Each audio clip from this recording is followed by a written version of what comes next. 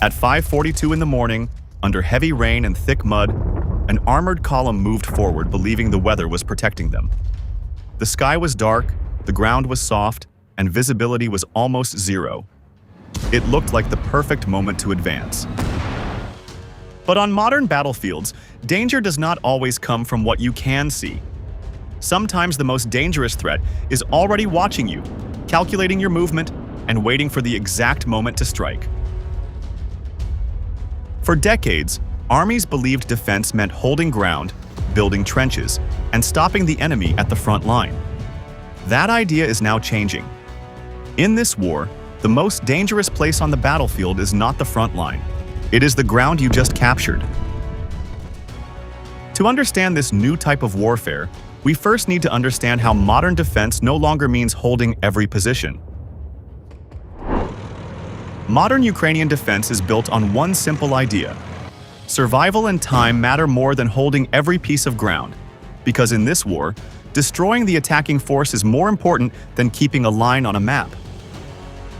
Instead of defending like armies did in older wars, where soldiers were ordered to hold positions at any cost, Ukrainian units often accept losing small positions for a short period of time. And this is not a sign of weakness, but a deliberate strategy designed to create better conditions for a counterattack later. This approach is known as flexible defense, sometimes called elastic defense, and the concept is not new in military history, but it has taken on a new meaning in modern warfare where drones, artillery, and surveillance systems dominate the battlefield. The idea is simple.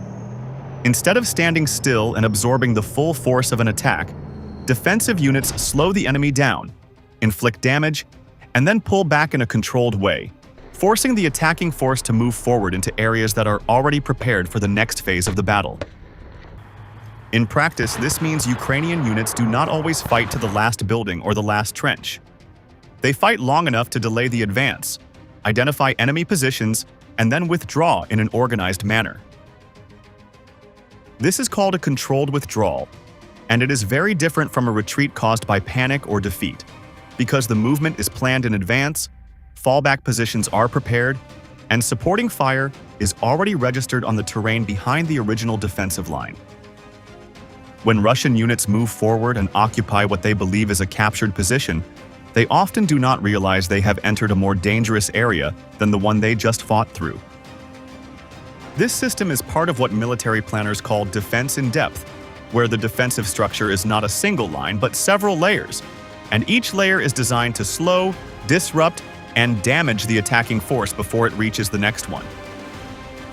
The first layer delays movement, the second layer disrupts formation, the third layer exposes logistics and reserves, and by the time the attacking force reaches deeper positions, it is often disorganized, low on supplies, and easier to target with artillery and drones.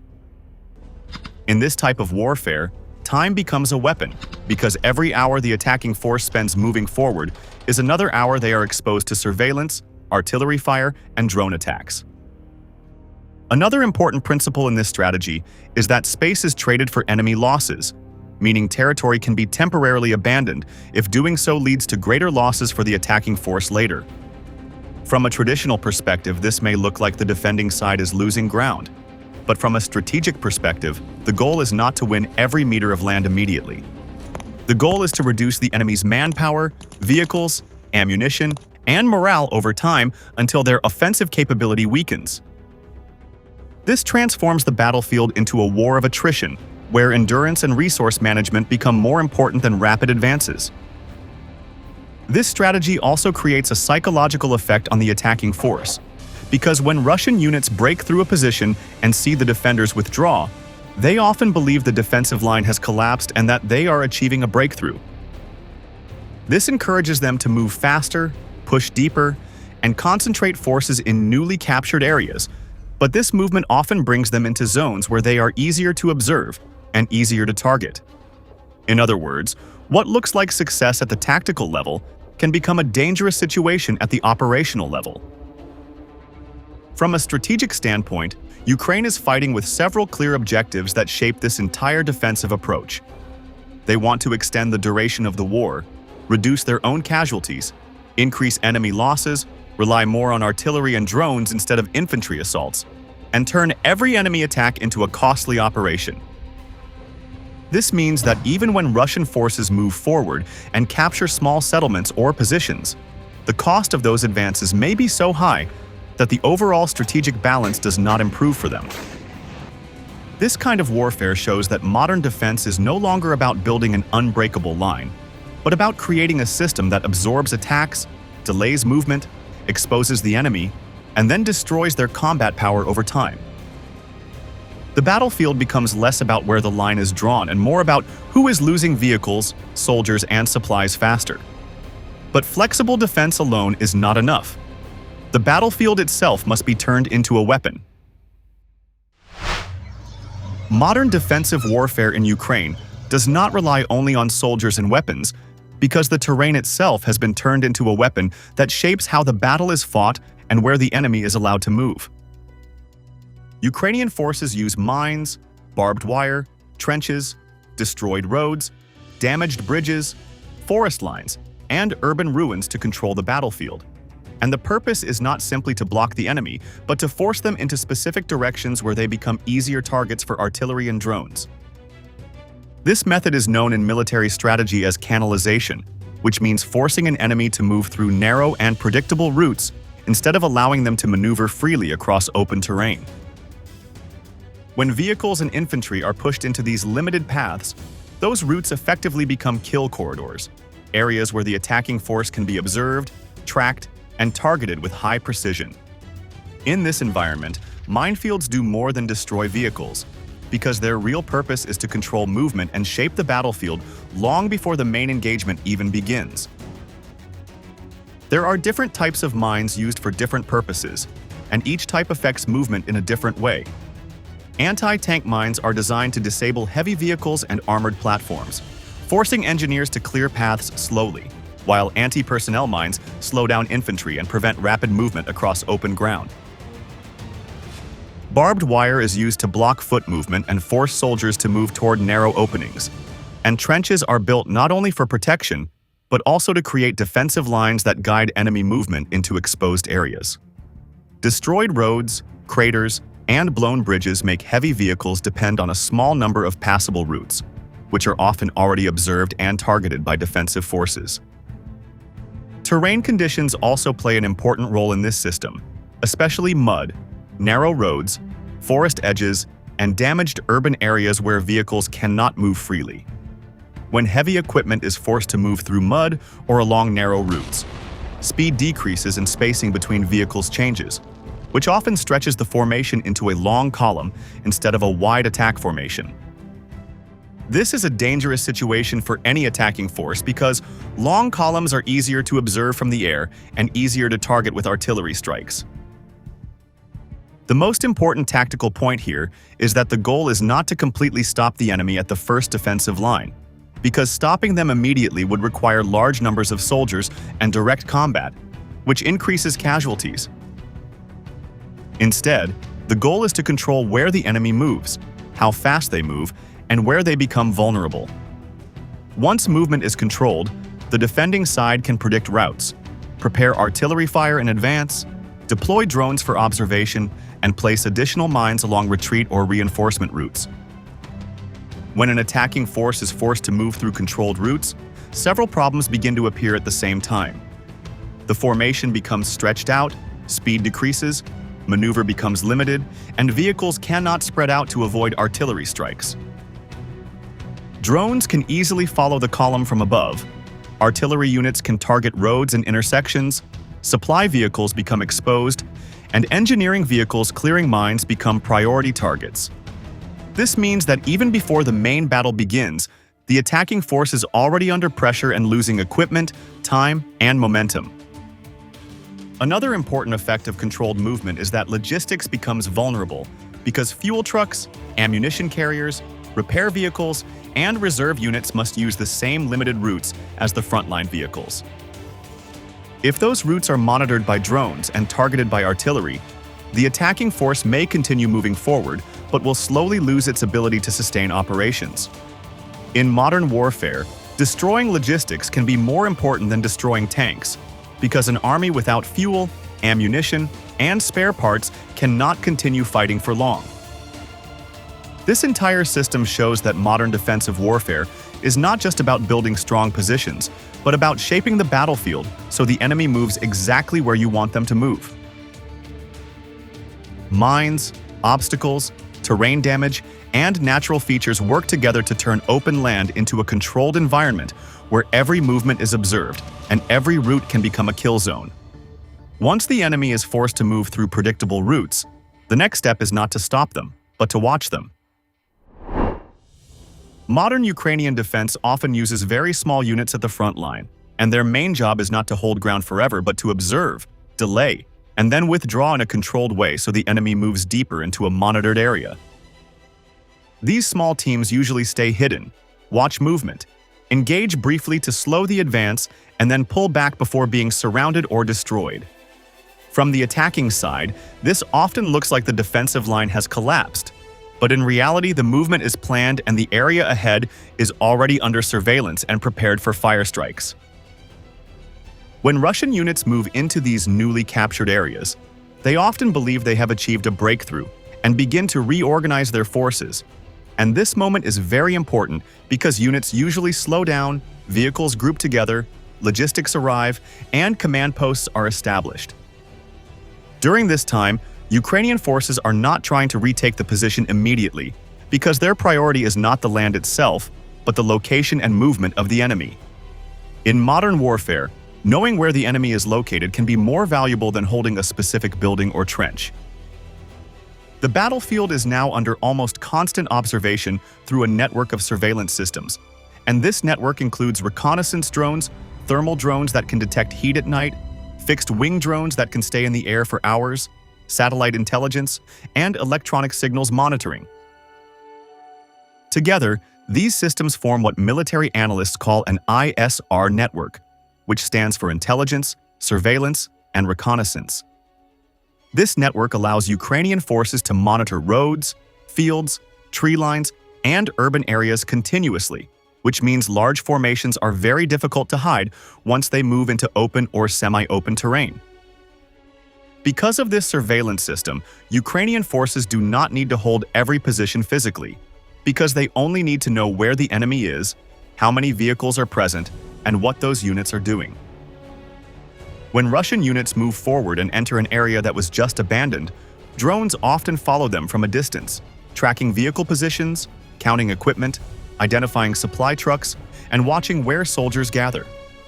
This information is sent to artillery units and command centers, which then decide when and where to strike.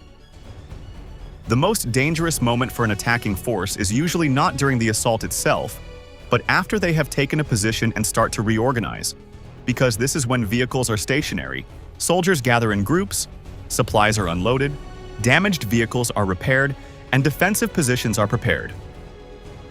All of these activities create targets that are easier to hit than moving vehicles during an attack. This is why many strikes happen not during the initial assault, but after the attacking force believes the area is secure. This system of surveillance and firepower coordination is often described as a Recon-strike system, which means reconnaissance units find the target and strike units destroy the target without direct contact. The sequence usually follows a repeated pattern. Drones locate the enemy, artillery fires on the area, drones conduct precision strikes on vehicles or equipment, mines are placed or dropped to block movement or retreat, and then the cycle repeats again. Over time, this system slowly reduces the attacking force's equipment, supplies, and mobility without requiring large infantry battles. Another important aspect of this system is timing, because strikes are often delayed until the enemy gathers in a predictable area, and this increases the damage from artillery or drone attacks. Instead of attacking immediately, Ukrainian forces often wait until vehicles are close together, supply trucks arrive, or engineering units begin clearing obstacles. When units are concentrated, a single artillery strike or drone attack can damage multiple vehicles at once, which is far more effective than attacking scattered targets. This method shows that modern warfare is increasingly based on information and timing rather than direct confrontation, because the side that sees more and reacts faster can choose when and where the battle actually happens. The battlefield becomes a monitored environment where movement is tracked, positions are recorded, and attacks are launched at the moment of maximum vulnerability. And when the enemy finally concentrates in the area they believe they have captured, the real attack begins. Modern Ukrainian combat operations rely heavily on long-range firepower and drones, and the main goal is to destroy enemy forces without direct infantry combat whenever possible. Instead of sending large numbers of soldiers into close combat, Ukrainian units often use artillery, mortars, rocket systems, and suicide drones to strike targets from a distance, which reduces casualties while still causing significant damage to enemy equipment and personnel. Artillery plays a central role in this system because it can strike targets many kilometers away, and when combined with drone observation, it becomes extremely accurate. Mortars are used for shorter distances and quick reactions, while systems such as HIMARS are used for high-value targets like ammunition depots, command centers, bridges, and supply routes. FPV drones and loitering munitions are used for precision strikes against vehicles, artillery positions, radar systems, and logistics vehicles, which means almost any moving or stationary target can be attacked once it is detected. Another important tactic is the use of cluster shells and mines dropped by drones, which are often used to block roads, damage vehicles, and prevent movement or retreat. When mines are placed behind advancing forces or on supply routes, vehicles cannot move safely, and engineering units must spend time clearing paths while under observation and fire. This slows down operations and increases exposure to further attacks, which gradually weakens the attacking force even if they continue moving forward. One of the most important strategic principles in this system is that Ukrainian forces often do not strike when Russian units are actively attacking, because attacking a moving and alert force is more difficult and less effective. Instead, strikes are often launched when the enemy stops moving, concentrates forces, repairs vehicles, unloads supplies, rotates troops, or retreats. These moments create predictable patterns, and predictable patterns create targets.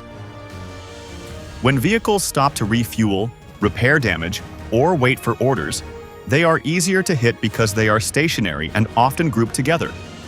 When supply trucks arrive with ammunition or fuel, destroying those vehicles can stop an entire unit from continuing operations. When reinforcement units move toward the front line, roads and intersections become critical targets because destroying vehicles there can block movement for many others behind them. In modern warfare, destroying logistics can sometimes be more important than destroying frontline vehicles, because an army without fuel, ammunition, and spare parts cannot continue fighting effectively. This strategy means that roads, supply routes, and reinforcement paths are constantly monitored, and once vehicles are detected, artillery or drones are used to strike them before they reach the front line. Repair vehicles, fuel trucks, and ammunition carriers are often priority targets because they support combat units, and destroying them can reduce the fighting capability of entire formations without direct combat. Over time, this creates a situation where the attacking force may still move forward slowly, but its ability to continue fighting becomes weaker and weaker. This method of warfare is known as attrition warfare, where the goal is not to win quickly by capturing large areas of land, but to slowly reduce the enemy's manpower, equipment, and supplies until their ability to continue fighting collapses. In this type of war, time, ammunition, fuel, and replacement vehicles become more important than rapid advances, because the side that can maintain its forces longer usually gains the advantage. By using artillery, mortars, rockets, drones, and mines in a coordinated system, Ukrainian forces can continuously strike targets without large infantry battles, and this reduces their own casualties while increasing losses on the attacking side. Instead of one large battle deciding the outcome, the war becomes a series of small strikes that gradually weaken the enemy over weeks and months. This approach reveals something much larger than a single battle or a single front line. Modern warfare in Ukraine shows that the main objective is no longer rapid territorial gain, but survival, efficiency, and the gradual reduction of enemy combat power over time. Ukrainian strategy focuses on reducing casualties, using firepower and technology instead of large infantry assaults, and slowly wearing down opposing forces through constant pressure on vehicles, supplies, and movement. This approach changes how success is measured, because progress is no longer defined only by how much land is captured, but by which side loses fewer soldiers and equipment over a longer period. One of the biggest changes in this war is constant surveillance, because drones are almost always in the air watching roads, fields, and positions, while satellite surveillance, thermal imaging, and signals intelligence provide additional layers of information. Together, these systems create what many analysts call battlefield transparency, which means it is extremely difficult for large formations to move without being seen. When movement can be detected quickly, artillery and drones can be directed toward those targets, which makes large-scale maneuvers much more dangerous than in previous wars. In this environment, movement becomes dangerous because vehicles on the move can be tracked, and concentration becomes deadly because grouped vehicles or troops are easier to target with artillery or drone strikes. This forces armies to spread out, move more slowly, and operate in smaller groups, which reduces the speed of offensives and increases the importance of logistics and supply lines. Fuel trucks, ammunition carriers, repair vehicles, and supply routes often become more important targets than frontline armored vehicles, because without logistics, combat units cannot continue operations even if they still have soldiers and weapons. This situation leads to an important strategic shift where attrition becomes more important than territory, because destroying vehicles, ammunition, and supply systems weakens an army more than capturing small villages or empty fields. In many areas of the front, positions change hands multiple times, but those positions often become dangerous zones where any unit that enters can be detected and attacked. As a result, holding or losing a small position may not change the overall situation if that location is under constant observation and fire control. This war also shows two very different military doctrines operating on the same battlefield. One approach is based on advance and capture, which focuses on moving forward, taking positions, and expanding control over territory. The other approach is based on survival and attrition, which focuses on preserving forces, reducing enemy strength, and using technology and firepower to control the battlefield without constant direct assaults. These two approaches represent different eras of warfare, where one reflects 20th century mechanized warfare with large armored formations, and the other reflects 21st century network warfare, where information, surveillance, and precision strikes are more important than mass and speed. Because of these changes, modern warfare is increasingly defined by information, timing, and endurance rather than rapid breakthroughs. The side that can see more, react faster, protect its logistics, and replace losses more efficiently often gains the long-term advantage. In this type of conflict, success is not determined only by how far an army advances, but by how long it can continue fighting while maintaining its equipment, supply systems, and trained personnel. The most important strategic lesson emerging from this battlefield is that modern war is no longer decided by who captures more land quickly, but by who loses forces more slowly over time.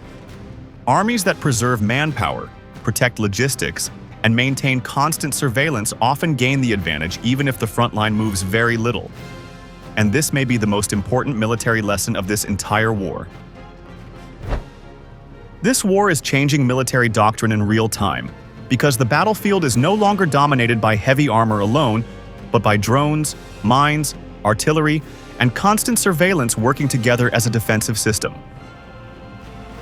Speed and information now matter more than armor and firepower, because once a unit is seen, it can be tracked, targeted, and destroyed within minutes. And this makes logistics vulnerable and large formations extremely dangerous to concentrate in one place. Many Russian advances have come at high cost because movement is visible, supply lines are exposed, and positions that are captured often turn into artillery and drone target zones shortly after. Military planners in NATO, the United States, and China are all studying this conflict closely because it shows how future wars may be fought. The most important lesson from this war is not about tanks, drones, or artillery. It is about time, information, and survival. In modern warfare, the side that survives longer usually wins, not the side that advances faster. If you want to understand modern warfare and future battlefields, subscribe to Military Force for more analysis.